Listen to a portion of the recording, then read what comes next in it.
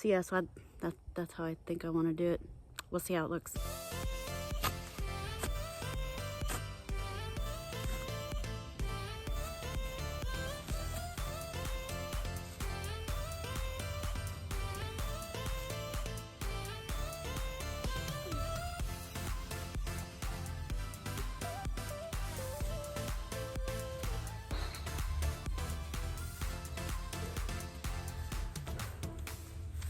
It's heavy.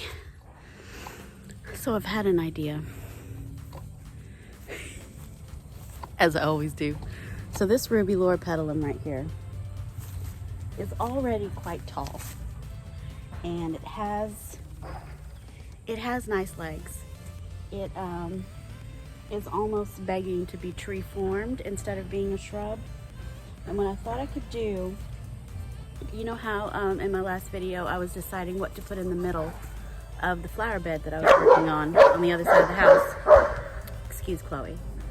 I thought maybe I could put this in the middle and put the 3 white roses around this, and this could almost be like an ornamental tree, like a specimen tree, because the leaves, especially out front where it's going to get more sun, right here on the fence line, it's a little bit shaded. I think that it'll get more purple and be a nice accent. So I'm going to try to do that today. Okay, so here's where I'm talking about. I have my 3 white roses, and then I have what I think is a purple diamond loropetalum here, but it's really small. And the ruby loropetalum that's on the fence line, I think, will make a nice statement, being kind of already tallish. And I'll take off the lower branches and stuff and just let it be like a multi-trunked purple-leafed tree right there. And I think that'll be really nice. And I need to straighten up that Italian cypress. See, it's supposed to match that one over there. It's leaning a little bit. But if you can see, what I've done over here is we have the topiary here, which I need to finish trimming that up. Oh, and look, there's some pretty strong stems on top, so I'm gonna pick one and then continue it up. That's gonna be my first attempt at making a new topiary ball. And then I have my Pikachu hydrangea there, which is very similar to the limelight over there. So we're not matchy-matchy, but we're samesies. And then there's my cypress there. And so I have loropetalum and evergreens in this bed. And then I have some boxwood, which I'm getting some die off on there. I don't know if that's blight or if that's just me not watering enough. And then azaleas. So of course, white azaleas, loropetalum, evergreens, the junipers, hydrangea, cypress. And so on this side, I just wanted to be similar elements. I have the cypress to match that Italian cypress over there. I have the hydrangea. Instead of boxwood, I did the green mound juniper. And we have the azalea in the front as well as in the back. I'll have to find the name for the one in the back. I think it's called like Pleasant White, or it's a semi-dwarf, whereas the one in the front is the hardy gardenia azalea, and that is a dwarf, but it blooms in the fall. It's pretty, except the blooms are getting a little brown because me and watering, it's awful. And then instead of putting blue point junipers in here, all I have is the Italian cypress. I have the green mound juniper, and then I have the sea green juniper in front of the power pole there. So I think that ruby loropetalum will look nice right there. And then what I can do is arrange the 3 white roses in front. I really like the way this looks, like a lot. I like the shape of it, the form, the vase-like form of it. I like the purple and green leaves up against the gray of the house. It looks beautiful. It looks perfect. I am going to clean up the lower limbs. Like, I haven't even gotten in the ground yet. I need to side it a little better. I kind of want it a little more this way. But look at the color of the leaves up against the house. There's a glare, I can't really see what you're seeing, but I think it's gorgeous. Gorgeous. There's an expansive wall in between the porch and the window, and that tree I think is gonna fill it nicely. Or shrub, but I'm gonna tree form it.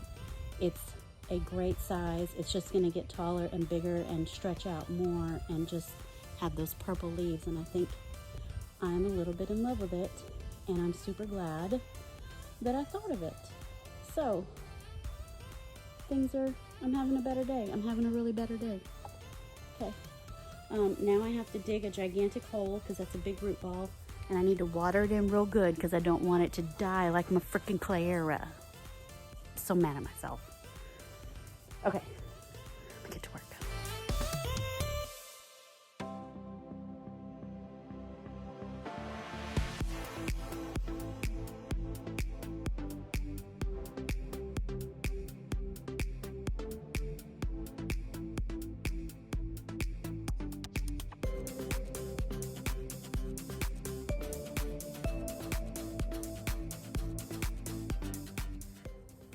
I mean, I kind of hate to say it on the first try that it looks perfect, but it kind of does.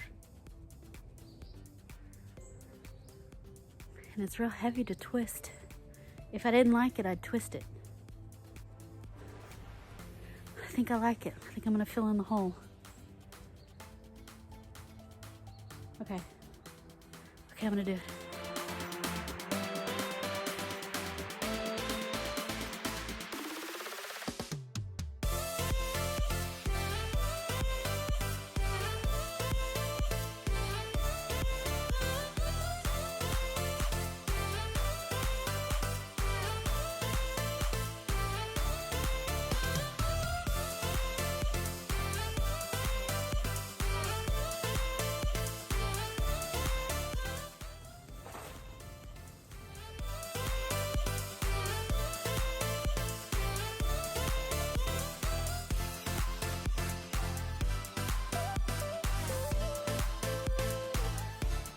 Needed to trim up this new Dawn Rose because it was growing across the mulch here, and I really want it trained up this way to the porch.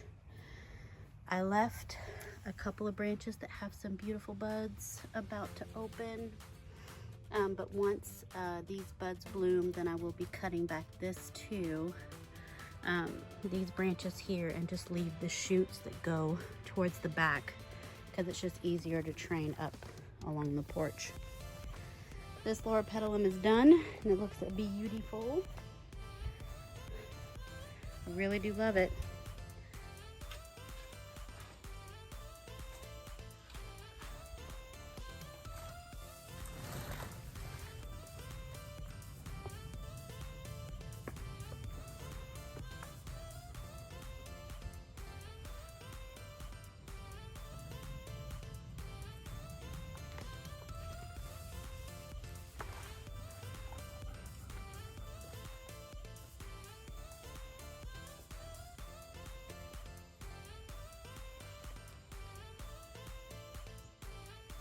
I kind of like that.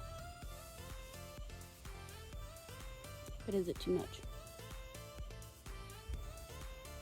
I think if I space out the 2 roses in the front a little bit more over,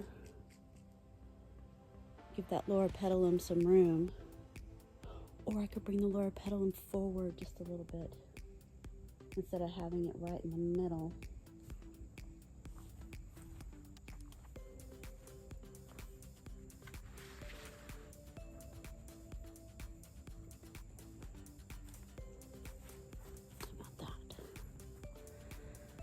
I mean, that makes a nice quartet. So I have the tall loropetalum, the ruby, and then I have my 3 roses in a triangle, and then have the loropetalum here in front. Because I don't want a lot of dead space. I don't want a lot of black mulch space in this bed. I think we have a winner. Where's the thing? I think we have a winner. Okay, I'm gonna do it.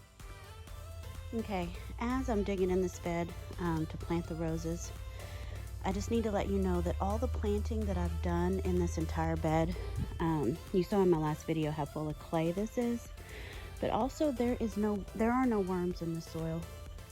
The only worms I've found in this bed has been under the mulch. When I rake back the mulch, there's worms under that. So they are coming, you know, they're here. They're just not getting down in the soil. So I have all this bark mulch that is just getting completely covered in the mycorrhizal webbing. So what I did is I took some of that bark mulch and I'm sprinkling it in the hole. I'm basically trying to inoculate the hole with some good stuff to try to bring in the beneficials, because the earthworms are obviously attracted to the mulch, the rotting wood. And if I put that in the hole, and plus it's, you know, on top of the fabric, which is bringing the worms in, maybe they'll just kind of crawl down, you know, the hole that I've made in the fabric. Once the plant's in there, I'm hoping they'll crawl down and I can get earthworms working the soil in this bed, making it better. Because right now it's just pretty stagnant, dead dirt with a lot of clay. So by getting some of this and just breaking it up in the hole, I'm hoping to draw them down in, and maybe this bark will help with drainage too, I don't know. That's all.